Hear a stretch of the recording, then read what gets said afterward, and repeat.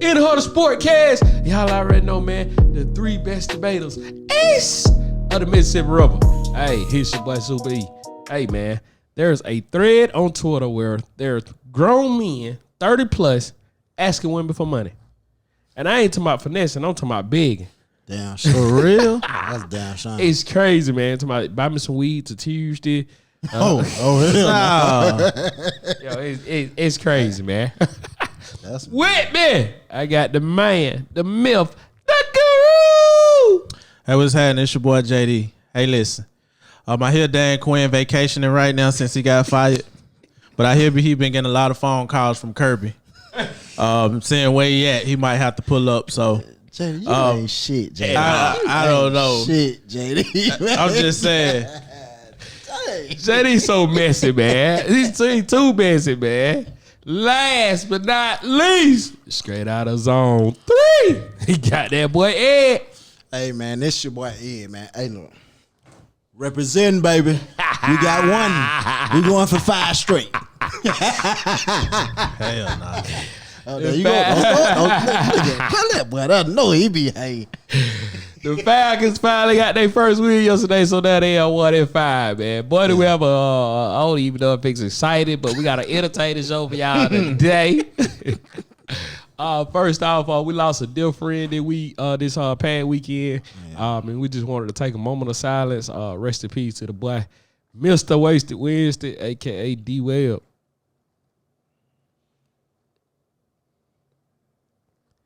Bro, we're going to miss you in the fan duel group, but we're going to miss everybody calling you E-Web. Yes, I remember when he first came in, he was winning.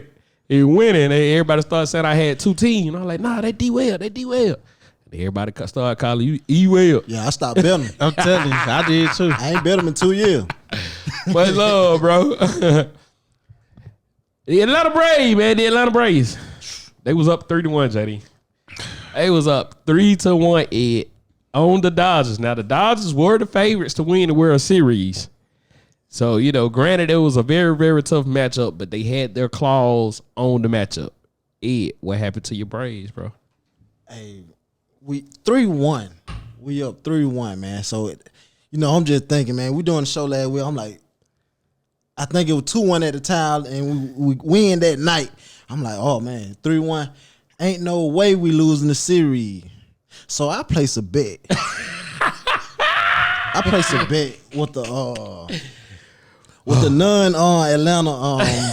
He's not an Atlanta fan, but he claim he is. But I place a bet. I ain't gonna tell you the amount, but oh my goodness, the odds, man, of the bet was it was a 2-1 bet, and he killed me, man. Wow. 3-1. I don't know what made him place this damn bet, but he placed the bet. I lost the bet. But let me get to the. It was that cat down there, man. Appreciate it. But check this out. Down 3-1. Base running though, man. Like we had 2 games, base running just killed us. Not saying well yesterday I feel like we would have that was a run or 2. That was a run or 2 that I feel like we could have went up 5-0.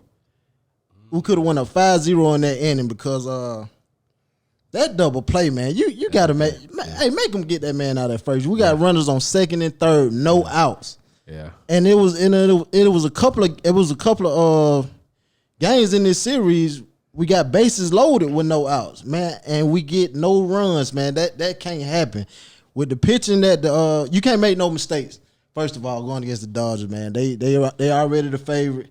No mistakes, man, and they were poised, man. The Dodgers were down 3-1. Yeah. Them cats were poised the whole time. Like, they didn't panic. Mookie Betts, man, hey, you used to be one of my favorite players, man, but I can't mess with you no more. He ruined some jump, man. Hey, look, they think, Mookie Betts was the main key, even though he didn't do too much offensively in this series. He was the main key defensively in that series, man. He saved some jump, boy. Yeah, he did. He had a couple of rivalries. JD 2020 has just been crazy. It's been a crazy year. And as far as sports, everything has pretty much just been different. Baseball had a shortened season. Right. NBA had to shorten their season. And we seen that some of the younger teams prevailed, like the Heat and the Braves. Mm-hmm. But the Braves was up 3-1, JD. What happened? What happened is, I mean, nobody wants to say it, but I'm gonna say it. I mean, we can get into the deets, the deets of everything, but it's really only one reason. What's that, bro? It's the Georgia curse. I knew it. I knew that we were going. I'm the one that bet Ed Damn. against my team, the Atlanta Braves. They not your team. First of all, good people, I'm a businessman, and everybody know that about me. If I can see dollar signs, I'm gonna take the bet because they won't pay my bills. So I make money. Y'all hear this? I make money especially off this curse. I love the curse. But at the end of the day, Ed came to me and they were what, 2-0 or 2-0? No, 2-1. It was 2-1. No, we made the bet at 2-0. Oh, we did. We did make the bet at 2-0. I made the bet at 2-0. No, it was 2-1. It was 2-0. Man, we made the bet. So I gave him great odds on the bet. And I just knew, I said, the Braves have everything to win. We got pitching. We got hitters. We have everything to win. But guess what we have? We have the Georgia curse. And until someone breaks the curse, until someone wants to talk about it and address it, the same thing will happen. I mean, as far as the last game, when Swanson homered in the second, I just knew it. When the score went up 2-0, I said, okay, they're going to have to keep it going because, like Ed said, the Dodgers are poised. But when Bellinger came back in the seventh with Homer and made it 4-3, I said, ooh. Then around that same time, sixth or seventh inning, the bases were loaded for the Dodgers a couple of times. Yo, one out too. With one out, and they struck them out. So I'm like, ooh, the Braves getting off. Maybe they can pull it out. But it was a great game. Yeah. I can't really say anything to Acuna. He didn't bat so well in this series. I think he batted a 167 this series. Somebody say he had 97 pop-ups. I think he was 0 for 3 last night or something. Yeah. But I mean, at the end of the day, the Braves played well. They know the things that they have to improve on. But the number one thing we have to improve on, I think the Braves need to get with the Hawks, the Bulldogs, the Yellow Jackets, the Falcons. Everyone need to come together, and they need to discuss whatever happened between the 90s and now. And just we need to do something, burn sage, or we need to do something because this state sure enough have a curse. Hey, so I hear a lot of people saying about this Georgia curse though. What's gonna break the Georgia curse? Accountability for one. Man, come on. Accountability for one, man. We sit here. We keep Atlanta talking. United won. We won. Yeah, they won. I give Atlanta United that, and you know we had the Little League win. Man, Warner Robins Little League. I mean, it was big. So I mean, we sneak a couple, but those are not the main sports that we are really looking to win. It's baseball, basketball, and football. I mean, we happy for a consolation. We happy for soccer. We happy. But come on, man. You know what sports we really need to win in. Nah. You can take like even if we had the Thrashers still here, hey, if they would have won, hey, we were gonna claim that victory. I mean, we were gonna claim that championship, champ. Put on for a city. Ed go put on for a city regardless. Right, yeah, me man. He damn right. Keep it rolling, man. Tell you somebody who didn't put on for the state, the Georgia Bulldogs. Yes, my Georgia Bulldogs. Number 2 versus number 3, Alabama versus Georgia, and we know the recent history of this series. Alabama has completely dominated. I think they're 5-0, 6-0 in the last couple games. Georgia came out firing on all cylinders. You had the best defense in the nation going against one of the best offenses in the nation. And I missed the last show because I had already said the X factor was going to be Georgia offense versus Bama defense. Yeah. And that's what it came down to. The first half, to me, was a wash. Georgia went in with the 4-point lead because they got a last-second touchdown. But it was the decision-making of Stetson Bennett. I've since had time to review, and the film doesn't lie. It was a couple plays where he forced the ball in, and he had two open wide receivers. So from that aspect, the quarterback play has got to get better for Georgia if we want to have any chance at beating Ohio State, Clemson, or Bama when we see them in the SEC championship again. Yeah. Now, to Georgia's defense, they have a quarterback in JT Daniel that has collegiate experience, but I'm not sure why the coaches did not go to him. It comes down to coaching, and it was just like Kirby Smart was reluctant to make this change. But if you look at the week 1 start against Arkansas, you get a quarterback out there, he's struggling, and you make the switch, and then there's a spark on offense. So it's kind of like an oxymoron. You did it before and it worked, but then you was afraid to try it here. So I'm not really sure what's going on. I still like my defense as best defense in the nation, personnel-wise, talent-wise. They was on the field more than they should have been, and the secondary got scorched with holding calls and pass interference. So, I mean, outside of that, man, you hold them to 21 in both halves, and I mean, I don't know what more can you expect out of the defense, but the offense has got to avoid this stagnant stage. Ed, I know you watched the game, man. What happened? Georgia versus Bama. Hey, from the last show though, I did say quarterback play was gonna be big, and it was. And I said they gonna have to incorporate JT Daniels in that game. They didn't do it. Why? I don't know. I mean, Stetson Bennett, man, like he too short to be just 5 yards away from that line. Yeah. Like you got to get back at least 7, 8 yards. Even if you're in shotgun, hey, get back get you another 5-step drop, man.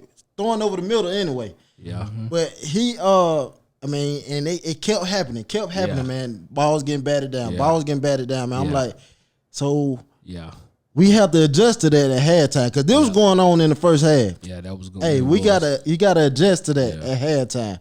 We did no adjustment, so like I'm thinking JT Daniels coming out the second half. Yeah, he didn't get a burn. He didn't get no burn, man. And like that kind of just threw the whole. I knew we weren't gonna win once I didn't see him in that first series in the second half. Well, to that defense right there, Ed, Stetson threw a touchdown pass right before half, which probably bought him a little more playing time than he should have got. Yeah, and like you said, the balls are getting batted down. The first interception was because the ball got batted down. Yeah, and Stetson has excelled at throwing over the middle. Yeah, it's just this game he chose to throw over the middle when he didn't have to. Yeah, that particular play, he had the tight end in the flats, but booty naked, wide open.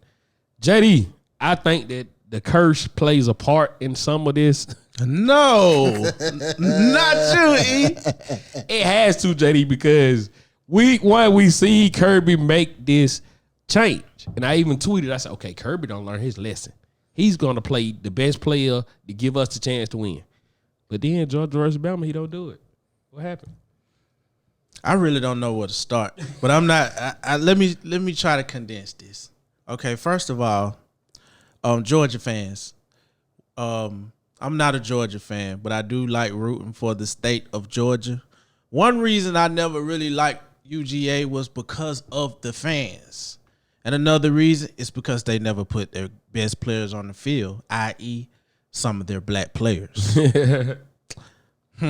So my thing is, over the last 15 years, I've heard Georgia say they had the best out of every position. Now they have the best defense of all time. Next year, they're going to have the best defense, their best offense.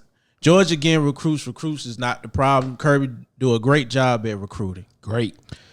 The problem that Georgia have over any other school is coaching. It's coaching. I mean, you can't go out 0 points in the second half. Yeah, it's falling right in line to what the other teams do in Georgia. It's just you play one half of football, whether it's the first half or the second half. It's been the first half versus Bama the last couple games. Last couple games have been great first half. So, and my thing, you take DeJuan Mathis out against Arkansas after 4 possessions. Yeah. But you leave this guy in, win a couple, and Kirby, just because this guy win a couple games doesn't mean he needs to be the starter. You fell into this trap with Jake Fromm. He comes in and he managed the game. Mind you, he had better running backs. And you leave him in knowing he's not the best running back. I mean, not the best quarterback. And also, Georgia fans, I picked Georgia to win this game. I don't hate Georgia. I try to be objective. But I don't want to hear nothing about how good your defense is. I don't want to hear how bad you about to beat Tennessee. I don't want to hear how bad you're going to do Florida. I don't want to hear how bad you're going to do no other team this year, because at this point, none of it matters. They'll see Bama again, though, JD. Because you're going to see Bama again. And if you make it past them, you can't get too high on yourself, because you still got to see Ohio State or Clemson or somebody like that. Can we please stop putting so much on these little baby wins that you get? You are a championship caliber team. So it shouldn't be a surprise that you beat certain schools. You should have the best defense, but the best defense means nothing when your offense is not moving. Yeah. Anybody gets tired. Yeah, everybody. I'm just tired of it, and I'm not even a Georgia fan. I am tired of it. Like, you have the best. Coaching has to improve. This dude, Nick Saban, is 22-0 against his former assistants. What does that mean? Boy, that's unheard of. He got coaching. It's some ingredient that's going in the sauce that he's not giving these assistants. He leaving something out, man. Hey, it has to be. Or they being stubborn and not going forward. They not listening. Somebody ain't listening to something.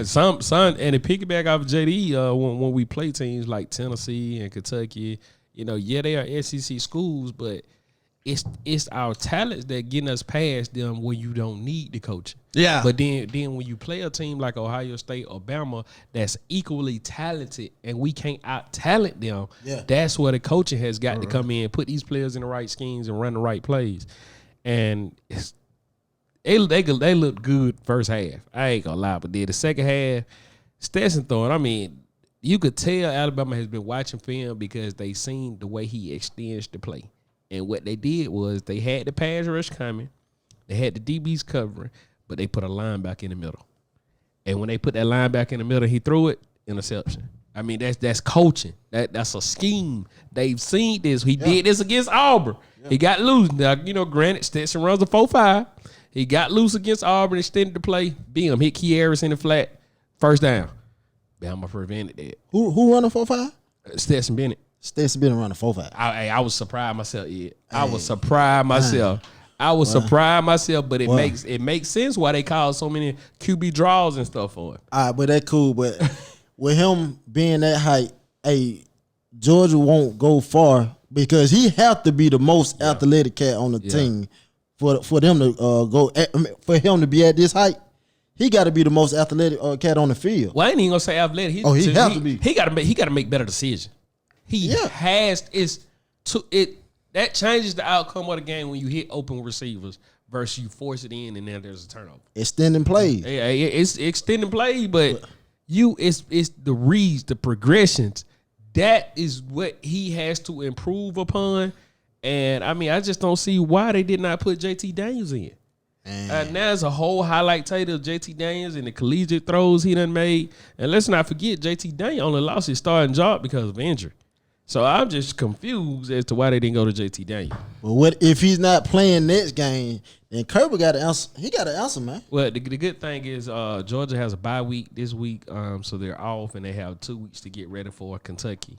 Now this is the time where Kirby Smart has to face JT Daniels in and get his feet wet because we're going to see Bama again.